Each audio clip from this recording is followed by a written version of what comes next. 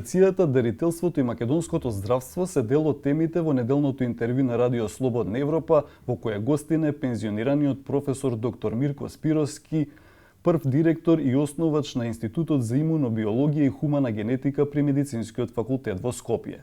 Сега е основач и директор на научната фондација Спировски. Господине Спировски, вие сте имунолог долги години. Едно од најголемите достигнувања на имунологијата е развојот на вакцините против разни болести како дифтерија, грип, сипаници, туберкулоза и слично. Како гледате на контроверзите околу актуелната имунизација против COVID-19?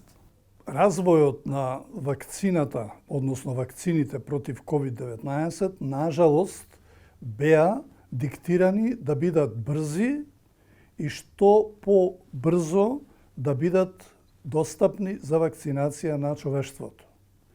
Тој основен постулат принуди големите произведувачи на вакцини кои што се бават долги години да мораат да направат поинаков, побрз, поефикасен и регулаторно поскратен систем. Тоа е основната причина што овие вакцини против COVID-19 беа произведени и пласирани и применети на една пократка постапка од вообичаеното тестирање на вакцините во претходниот период на човештвото. Значи, ова е за прв пат такво нешто да се случи.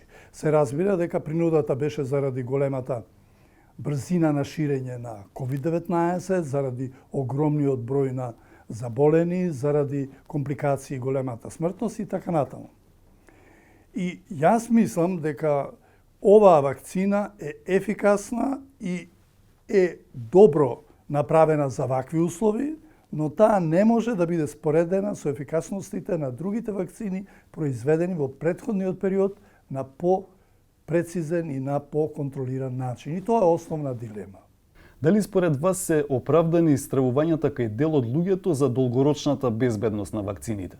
Тука последниве 20 години многу се дискутираше и се дискутира се уште, особено за комбинираната вакцина која што е ММР на англиски, која што заправо беше, јас би рекол, оптужена или беше сугерирано дека е поврзана со една од тешките болести, аутизмот. И од тука произлезе цела едно движење кое што направи да што поголемо внимание се посвети на процесите на вакцинација, на квалитетите на вакцините, на комбинациите на вакцините и евентуално на среднорочни или долгорочни влијанија. Тука беа вклучени огромен број на институции, направени меѓународни организации. Зошто ова го велам? Затоа што од сите тие произлезе еден бран на незадоволство и барања и движење против вакцинално, кое што денес е обелоденето и присутно и идентифицирано како објективно постоечко во целиот свет, па и во нашата држава. И со тоа се создаде дилема дали оваа вакцина, слично на вакцините за кои што, по моје мислење, без основа се тврдеше дека се штетни, може да предизвикаат долгорочни штетни влијанија или не. Се разбира дека периодот од примената на вакцината до денес е толку мал, што не може да се извлечат конечни научни заклучоци. Може да се извлечат епидемиолошки, може да се извлечат медицински, клинички и така натаму, но не и научни заклучоци. Прелиминарните научни заклучоци негираат дека оваа вакцина, односно овие вакцини, различните видови против COVID-19, би можеле да имаат негативно краткорочно или долгорочно дејство. COVID пандемијата трае веќе 2 години. Дали сметате дека имунолозите веќе точно разбираат како оваа болест го напаѓа човекот и како може да се превенира? Прво, имуниот систем е комплексен механизам и тој подразбира две раки, две раце. Едната е имун систем во течниот систем, во телесните течности, го викаме хуморален имунитет, и другиот е клетките кои што се борат со своите имунолошки механизми против надворешните штетни влијанија. Вирусите, по правило, во имуниот систем се напаѓаат, односно организмот се брани преку клеточниот имунитет.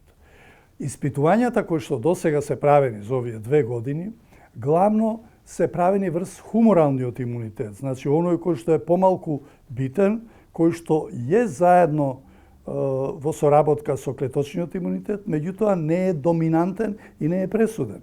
И поради тоа многу дилеми има. Мерењата на противтела кон COVID-19, висината на тие противтела, различноста на класите кои нив ги предизвикуваат, имуноглобулин М, имуноглобулин Г и така натаму имуноглобулин А, сето тоа е проучено во релативно добра мерка до денес. Меѓутоа, клеточниот имунитет и соработката на клеточниот имунитет со хуморалниот имунитет се уште во научната литература имунолошка не се конечно разјаснети и утврдени. Ќе треба уште време за да тоа се направи. Најнепознато е како генетските механизми, вродениот систем, она што го носиме во себе, има влијание врз тоа дали некој ќе заболи, колку некој ќе заболи, дали некој лесно ќе помине, дали некој потешко, дали двајца браќа и двата ќе заболат или едниот ќе заболи, другиот не, и така натаму, за кој што најверојатно ќе почекаме малку подолго време. Кога станува збор за дарителството, кога е формирана научната фондација и какви се нејзините досегашни активности? Научната фондација Спировски е формирана во 2002 година, значи оваа година треба да славиме 20 години, се надевам дека тоа ќе го обележиме. Уште на стартот во тоа време, таа беше формирана главно за да ги поддржува дарителските акции, односно дарителството во целина, и потоа продолжи и понатаму да работи на таа тема. Од предминатата година одлучивме да го активираме и дарителството како дејност во научната фондација и одлучивме да го формираме дарителскиот регистар за срцевина.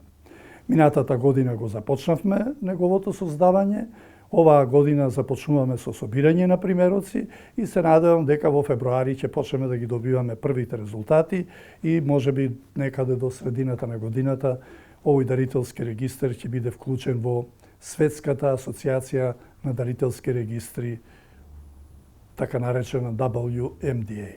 Како генерално ја оценувате подготвеноста на луѓето за донирање во Македонија на органи на коскева срцевина и слично?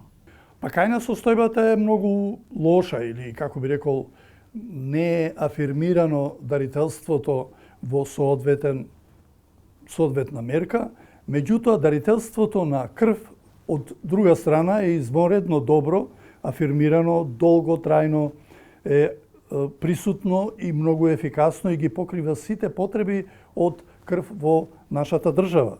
Според тоа, дарителството постои како облик и како чувство на одговорност за учество во него.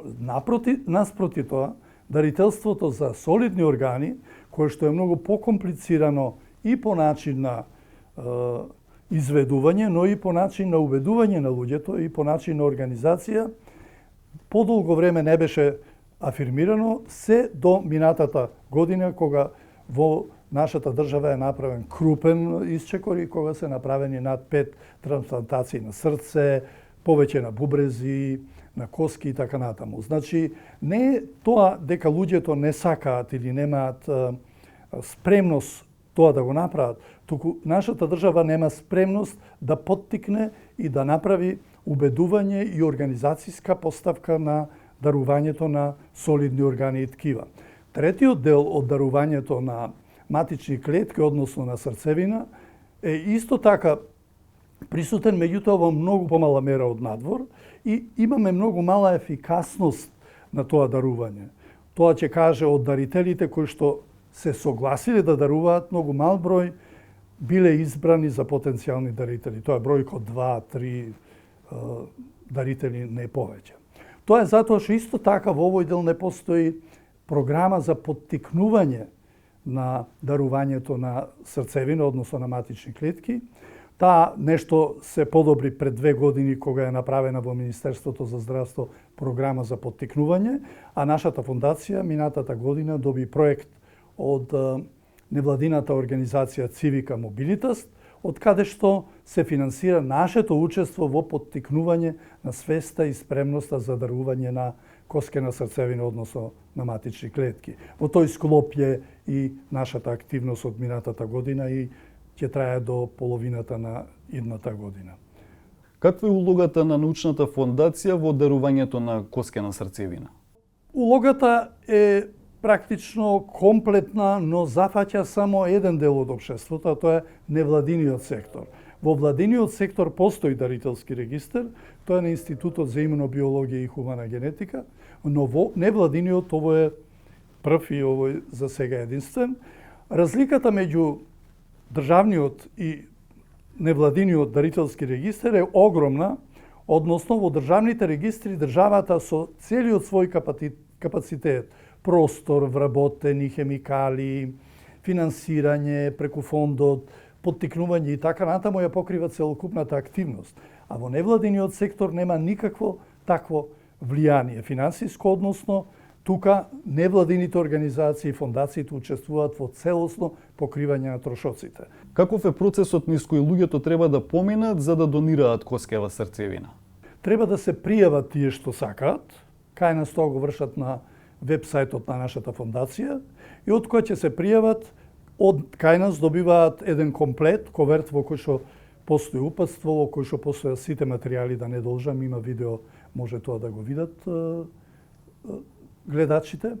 И после тоа, со тој комплет, сами можат дарителите да земат примерок од образ, тоа се брис од образ, да го внесат во коверти и да го пратат до нашата фондација.